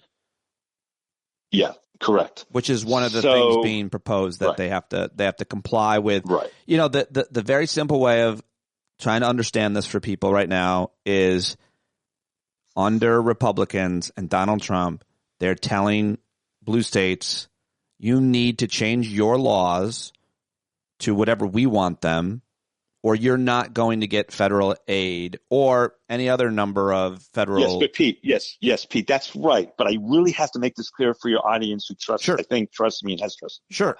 The only reason you're talking about that, in other words, the only reason President Trump has to use the spending power, we won't give you money for emergency relief, is because of this other doctrine, which says that Congress and the president together can't tell states what to do. I understand that the political stakes of this here are liberals don't want the federal government to tell states what to do, and conservatives want, in this context, the federal government to tell states, what to do. Right. But Pete, just as a matter of constitutional law, I am here to tell you what Justice Stevens has said on numerous occasions. This is Justice Stevens, not Eric Segall. Justice Stevens said this idea that Congress can't just tell the states what to do when Congress is acting under a real power is fake, false, pernicious, wrong, terrible. It doesn't exist. It was made up by the fantasies of the Rehnquist Court conservatives. So I just want to be clear because I want to be honest about this. No, I think what Donald Trump is doing is terrible. I think it's terrible. Well, I think you should never condition emergency aid. But the only reason we're here is because of a terrible decision by the Rehnquist Court in the 1990s. Otherwise, the federal government could just say to California, you have to help us. You have no choice. And I think the federal government has that power. I don't want to use it here. Federal government could say, you have to help us, or California could say to the federal government, you have to help us. No, Pete, 1803. It's been the law of the land forever. Federal law is supreme. If the federal government, through its Commerce Clause power or its immigration power, whatever, wants to do immigration a certain way, states have to go along. They can't interfere with that. We all agree on that. Liberals, conservatives, moderates, we all agree the states cannot actively stop the federal government from acting when the federal government has power. But that's not this case. This case is, can the federal government make the states do it? And my answer is yes, and has always been yes, because that's what the Constitution says. But that's not the answer the Supreme Court gave. But the reason the court gave that answer was for conservative reasons. And now it's coming back to bite conservatives. And that's interesting. In other words, if those cases hadn't happened, all that President Trump and Congress would have to say to California is, you have to do this. And if you don't, we'll hold you in contempt of court. I mean, we'll make you do this. But the Rehnquist Court stopped that. And that's why Trump has to do this weird thing of conditioning emergency aid on compliance with immigration policies when the two aren't related at all. That is the fault of the Supreme Court of the United States. There's nothing in the Constitution that says the Congress can't tell the states what to do when Congress has authority under federal law. The court just made that up. Just made it up. Just like they made up colorblindness. Just like they made up major questions doctrine. It's just made up fiction by the Supreme Court that unfortunately counts as law. To be clear, would it take an act of Congress? Does Congress have to pass legislation to say that if you want emergency aid, you have to pass voter ID and ban abortion and anything we want? Does Congress have to vote on that and pass it? That's a complicated question. It's a great question, Pete. It's a complicated question. Congress can pass a law that states a general goal and then delegate how to achieve that goal to the executive branch. That is how America's worked since 1800. The first Congress gave George Washington $1 million and said, which by the way, in 1788, whatever it was, it was a lot of money. Here's $1 million. You decide how the executive branch should be set up because you're better at that than we are. They've been doing that forever. That's just, they have. And if you think about it, how could Congress legislate the details of fighting climate change, of fighting poverty, of fighting all this stuff? Because details matter. And a body of 500 people can't debate details. It doesn't work that way. So they delegate to the executive branch. My view of our Constitution is that has always gone on. It is the way to run the country. If I hate the executive branch, which I currently do, it makes me sad. But some days I'll like the executive branch and it makes me happy. It doesn't matter. I'm a constitutional lawyer. That's what the Constitution says. But the Roberts Court, for the first time since 1935, is making, which is almost, 80 years, is making it really hard for Congress to pass those kind of laws to give the president power. So the answer to your question is it depends. It depends on what the future Supreme Court says, which is why you and I have been talking for 12 years about how overly intrusive our Supreme Court, 9 unelected, life-tenured lawyers, plays in our system of government. No other country does this. If Congress wants to pass that law and give authority to the president to implement it, they should be allowed to do so. unless it clearly violates the Constitution. But that's not our law. Our law is the Supreme Court makes shit up, and what it's made up here is it's more difficult now for Congress to pass laws that give the president the power to implement them. And that is going hand in hand, by the way, with Trump's desire, which is now obvious, to break the federal government. He just wants to break the federal government. And that's what he's doing. And he's doing it pretty effectively so far. Okay. It seems like he's doing so that's where we are. It seems like he's doing a lot of things, and there seems to be a test right now where the president is just by executive order saying something should be, or he is firing, a bunch of IGs and a Friday Night Massacre, and that's against the law, according to Lindsey Graham on one of the Sunday shows. But the question becomes, and this is the wrong question you're seeing or hearing, will federal employees, agencies abide by these edicts, by these laws? We're watching this play out. I feel like I said Jamel Bowie or somebody else say this is a really important time because Trump and Republicans and the federal government are saying do this, and it's against the law, and they don't have the power to do it. So what's going to happen? So here's the most important conversation about America you and I have ever had in 12 years. Right now, this minute, right now, this is the most important conversation you and I have ever had. Because I've been thinking a lot about what you just asked, and here's what I'm here to tell you. I have a friend who's a PhD in epidemiology, who is from Johns Hopkins. He is my oldest friend, and he's very concerned, of course, he does vaccines. In fact, he helped invent the meningitis vaccine. And of course, he's devastated and really worried, as we all are, about what's happening. And he just wrote something that's kind of anonymous, saying he works for a company that receives federal funding. That federal funding has been frozen by Trump. So he's afraid to speak out. We're all afraid to speak out. Why do I say this? Eventually, these issues are going to get to the Supreme Court of the United States. There's no question. And Pete, here's what I don't know. In my heart, I believe that Roberts, Kavanaugh, and Barrett will do everything they can to fight what Trump is doing as a legal matter. I think all three, I'm not talking about Alito and Thomas, and I don't even think I'm talking about Gorsuch. But Roberts, Kavanaugh, and Barrett are patriots, not my kind of patriots, but they're patriots. They believe in America, and they will do it, except for one thing. I don't know. Pete, I think these people are scared for themselves. In other words, not just, I think United States senators and Supreme Court justices are afraid. They saw what happened in Poland. They saw what happened in Hungary. They saw what happened in other countries. They know Trump is using that playbook. And Joni Ernst, the senator from Iowa, I think, who has changed her mind on many things. Why is she, she's normally reasonable, why is she acting unreasonably? Why are people like Ted Cruz and Josh Hawley, who don't have to worry about re-election? Josh Hawley and Ted Cruz don't have to worry about being primaried on the right. They don't.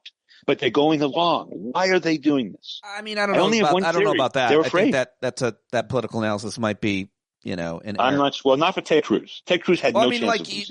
Because if you're Josh Hawley or Ted Cruz, you're saying they're in safe states and they could go against something. But you're insinuating that if they even slightly went against something, much less disagreed with Donald Trump, that he wouldn't do everything in his power, along with Elon Musk's money, to primary them. It is possible, absolutely possible. But more importantly, that may be true or may not be true. I don't think that's true for Ted Cruz. I just don't. Well, leaving it aside, Pete. The more important point. Supreme Court justices who can't be primary. Well, we're getting off the mark of your most important point. No, we're not. Hold on. Let me go back 1 second. Justice Roberts.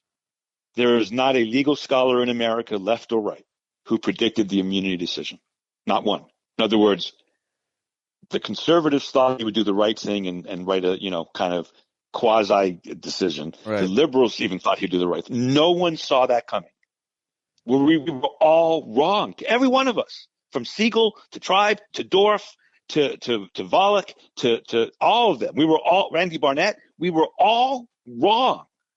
When everybody is wrong about something on both sides, I look for another explanation. Why would Roberts do this? It makes no sense, especially Roberts, who doesn't pretend to be an originalist. So he's out to make up stuff. Why would he do this? And Pete, I have no logical explanation other than he's afraid. Right. He's afraid for himself. So if that's what's happening, then we're in trouble. If that's what's happening, then we're in trouble. Folks. Yeah, I'm sorry. My new show, If That's What's Happening, We're in Trouble, debuts this Thursday.